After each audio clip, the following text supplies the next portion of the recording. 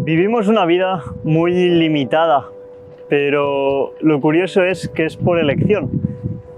Y de esa misma elección le damos la espalda y creemos que no lo estamos eligiendo.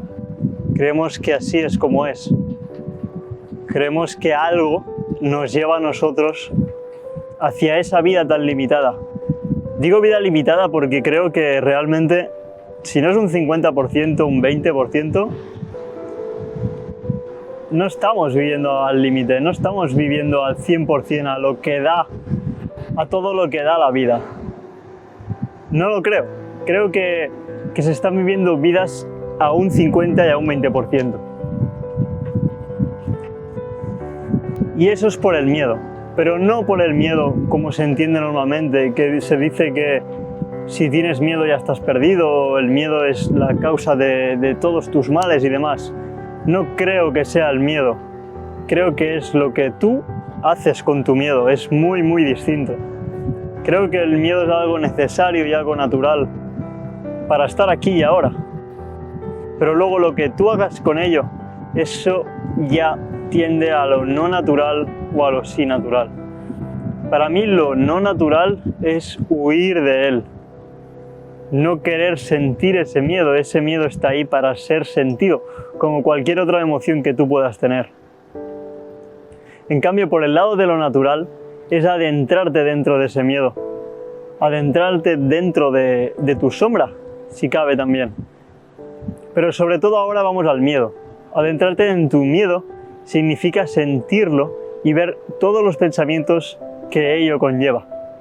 El miedo a primeras es una sensación y muy rápidamente nuestro cerebro ya pasa a los pensamientos, basándose en esa emoción que sentimos, se pone a darle significado a todo eso que estamos viviendo.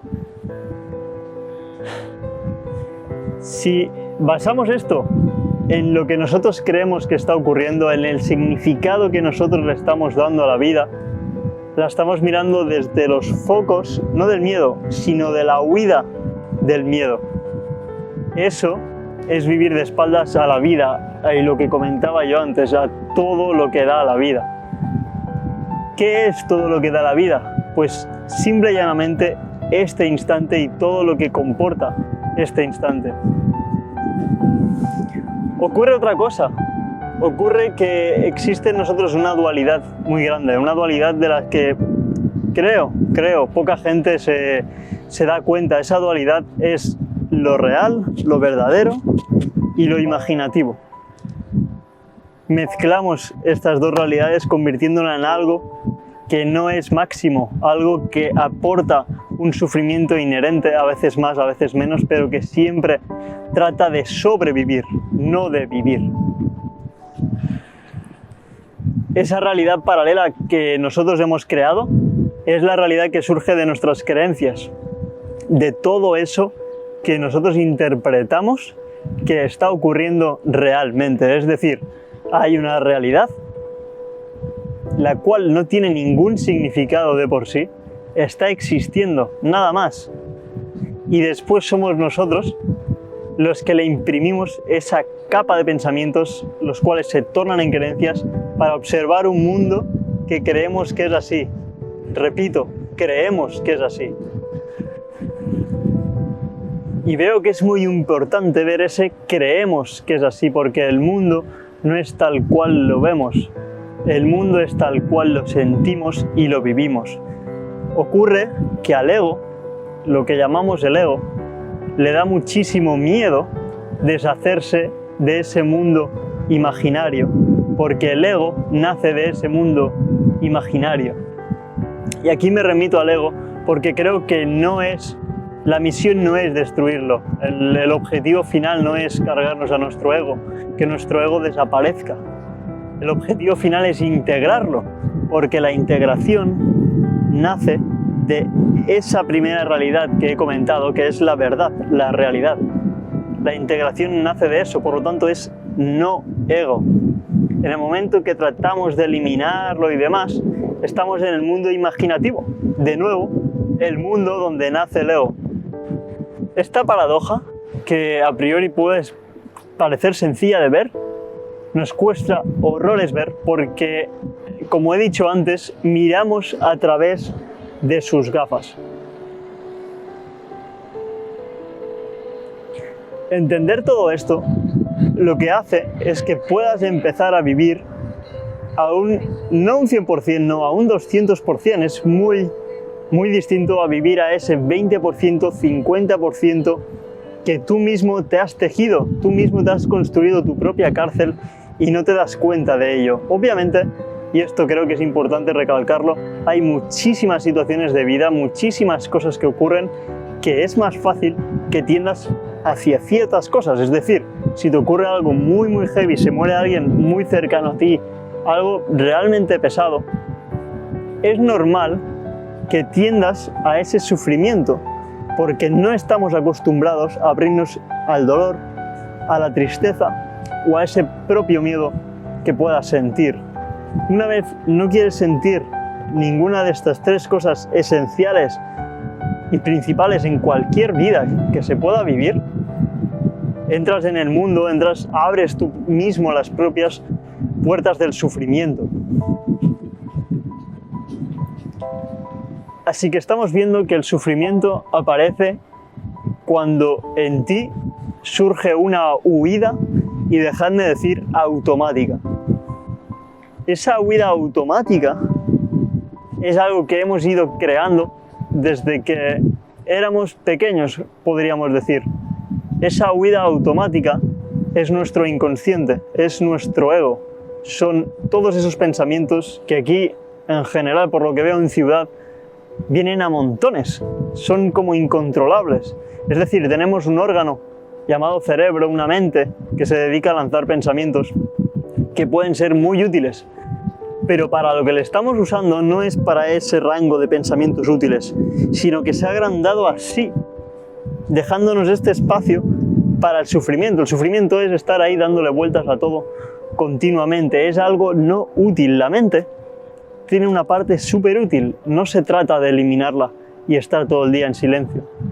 Se trata de acceder a esa utilidad a través de lo que yo antes comentaba, el mundo real, lo único que existe realmente.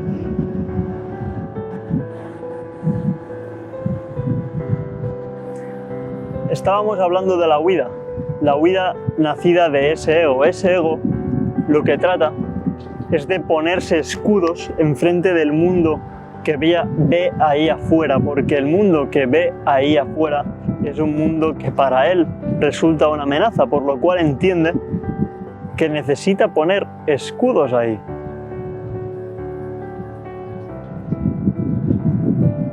En el momento en que yo le permito a mi propio ego que ponga esos escudos, es el momento en que estoy huyendo, no de la vida, no, de mí, porque yo soy el que interpreto la vida, por lo tanto estoy huyendo de mí mismo, estás huyendo de ti mismo o de ti misma.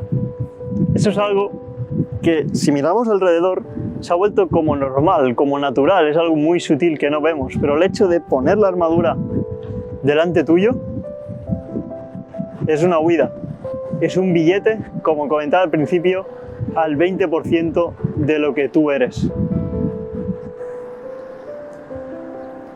Entonces, la pregunta podría ser, ¿qué es lo que realmente eres? Y ahí es donde el ego se pierde un poco y sigue rebuscando en este mundo imaginativo de pensamientos esa respuesta que de por sí no existe. Es una pregunta, sí, pero la respuesta de por sí no existe, porque la respuesta es dada en forma de experiencia, no es dada en forma de interpretación personal de lo que realmente está ocurriendo allá afuera. Así que podemos ver una vida, la que actualmente veo yo que se está viviendo, en mí sobre todo, en el resto, que tiene dos partes supermarcadas: el mundo real y el mundo imaginativo del ego, del escudo y sobre todo, como decía, de la huida de tu propio miedo. Pues bien, hay dos realidades que sumergen de estas dos experiencias. Una de ellas, la verdadera, la única real, es la apertura y por lo tanto la paz que todo eso pueda traer. Eso significa que puedes sentir tristeza también, puedes sentir dolor, puedes sentir miedo, puedes sentir ira. Todo ese tipo de emociones se sienten igual en el mundo real. Lo que ocurre es que no accedes al otro mundo, por lo tanto no estás huyendo de ellas, te estás abriendo. Cuando tú eres apertura, también eres paz, aun teniendo todo eso. Eso cuesta de entender a veces. Por otro lado, tenemos el mundo imaginativo. Ese mundo lo que trae es un mundo de la dopamina. Yo no creo que siempre traiga sufrimiento. Lo que sí creo que trae un sufrimiento inherente y trae alegrías y bajadas. Es, como he comentado antes, de la dopamina. La dopamina en nosotros es un químico que funciona de la siguiente manera. Se vería así. Me como un croissant de chocolate, dopamina. Luego viene el bajón. Todo lo que sube, baja. Es un mundo de subidas y bajadas, y lo que es más importante, es un mundo incontrolable, fuera de nuestro alcance. Es decir, cuando estamos en el mundo de las interpretaciones personales, estamos poniendo todo nuestro poder como personas, el poder de ser uno mismo y de sentirse, en manos de lo que yo interpreto, en manos del pensamiento. Cuando colocas todo tu poder ahí sin darte cuenta, porque generalmente no nos damos cuenta, lo que ocurre es que no tienes el control. Estás cediendo todo tu control. Y ahí es donde vamos a lo que decía yo al inicio del vídeo. Tejemos una cárcel sin darnos cuenta. La tejemos nosotros y nosotras mismas. Nadie más. Para mí, ese tejer la cárcel a ti mismo o a ti misma es comprar un billete al 50%. Hay un 50% más allá que no vemos, que es el total. La pregunta que me viene y la reflexión final es: ¿te atreves a cruzar ese umbral? ¿Te atreves a volver de donde realmente vienes? ¿De donde realmente eres? ¿Te atreves a volver al mundo de las sensaciones? ¿Te atreves a ser tú mismo o tú misma? En mi caso, la respuesta es muy clara si no le añado ningún pensamiento. La respuesta es sí, completamente sí, quiero ese 100%, y ese 100% nace de una respuesta instintiva, no mental, y lo que me dice es aquí y ahora.